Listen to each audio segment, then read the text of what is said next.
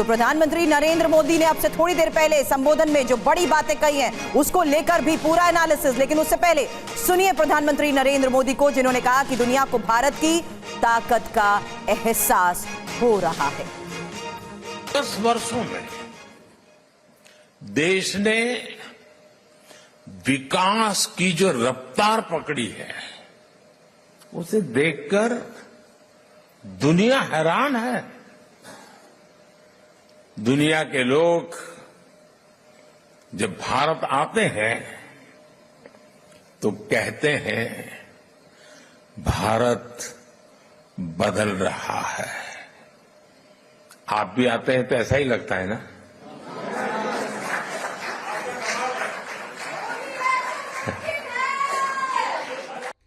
बड़ी खबर यह कि भारत रूस का रिश्ता मजबूत नींव पर बना। प्रधानमंत्री नरेंद्र मोदी ने कहा भारत रूस की दोस्ती सदाबहार। भारत रूस की दोस्ती हमेशा प्लस में रही है, गर्मजोशी बनी रही है।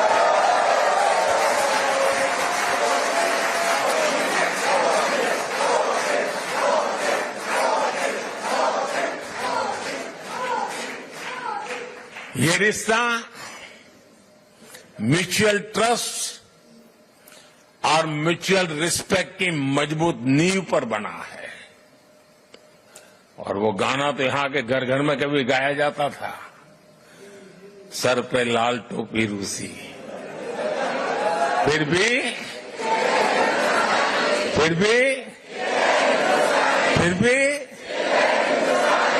ये गीत भले ही पुराना हो गया हो लेकिन सेंटिमेंट्स एवरग्रीन है।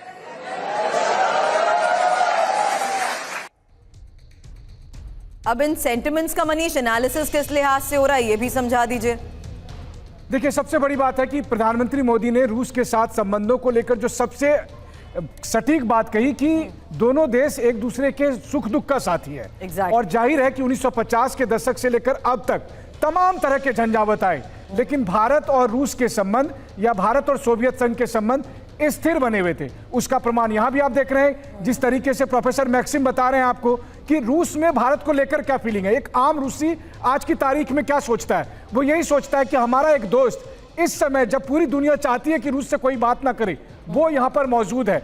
और यही बात है कि रूस के लोग भारतीय संस्कृति, भारत के खान पान, भारत की भाषा से उतना ही प्यार करते हैं जैसे रूसी कल्चर को हमने भी अडॉप्ट किया है। और इसी बात को लेकर दोनों नेता अब मिलने वाले हैं।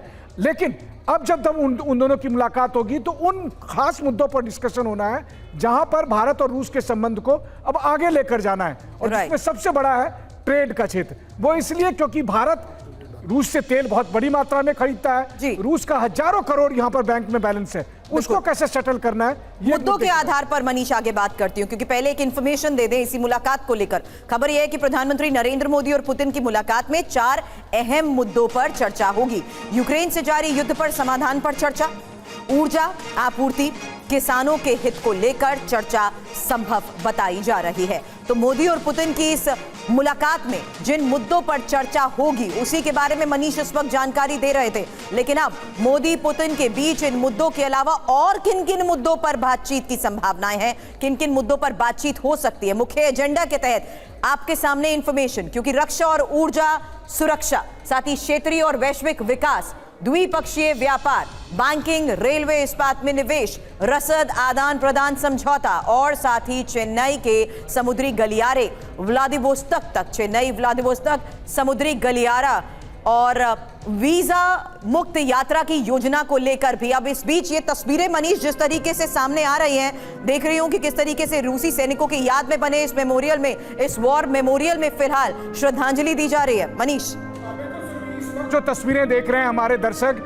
ये रूस का सबसे बड़ा वॉर मेमोरियल है। क्रेमलिन के दीवार से सटे हुए। देखिए, दूसरे विश्व युद्ध में रूस ने लगभग 2,70,00,000 लोगों की शहादतें दी है।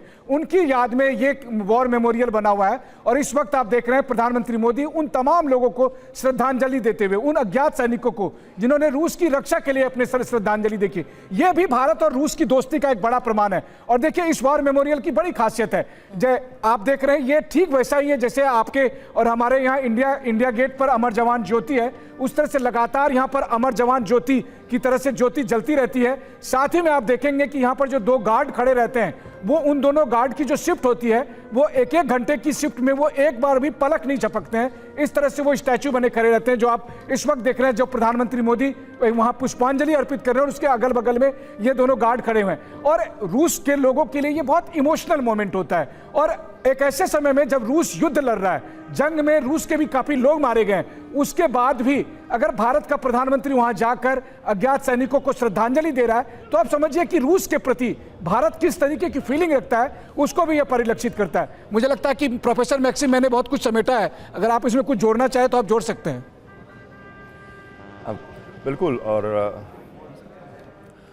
बिल्कुल। और मुझे लगता है कि एक और चीज़ है कि मोदी जी कभी कभी बोलते हैं पुतिन जी को कि अभी युद्ध के लिए समय नहीं है, तो इसलिए मोदी जी शायद हमें मदद कर सकते हैं इस लड़ाई को समाप्त हो जाने।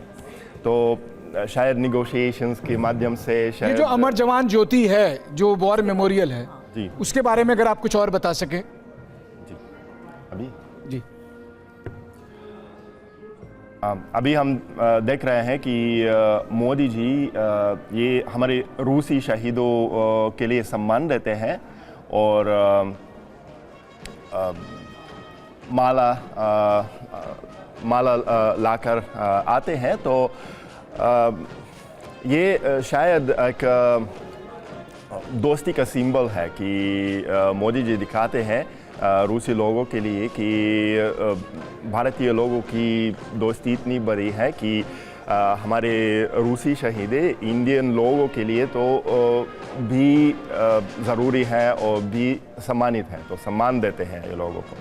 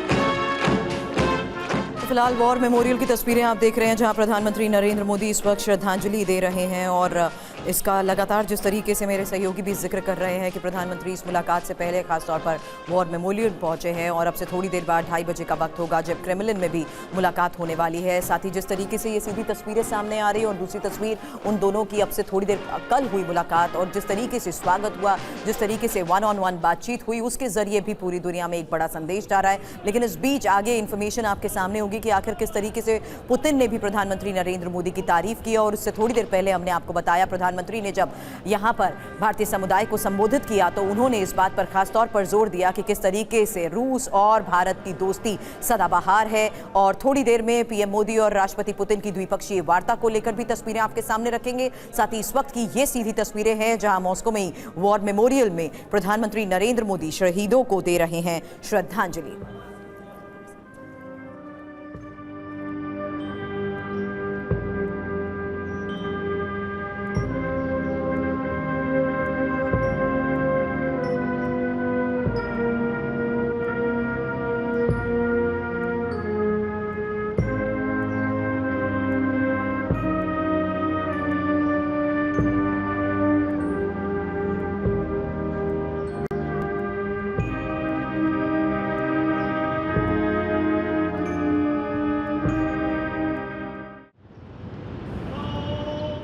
चलिए, तो ये तस्वीरें आप देख रहे हैं Tom of the unknown soldier की, जहां जो एक वॉर मेमोरियल है और द्वितीय विश्व युद्ध में मारे गए सोवियत संघ के सैनिकों को ये समर्पित है, जहां पर इस वक्त प्रधानमंत्री नरेंद्र मोदी मौजूद हैं और सैनिकों को श्रद्धांजलि दे रहे हैं। दुनिया में 50 से ज़्यादा देश हैं जहां इसी तरह का स्मारक मौजूद है और मॉस्को के अलेक्जेंडर गार्डन में ये इस तस्वीरें आप इस वक्त देख रहे हैं, जहां सोवियत सैनिकों को समर्पित इस युद्ध स्मारक पर प्रधानमंत्री नरेंद्र मोदी सैनिकों को श्रद्धांजलि दे रहे हैं।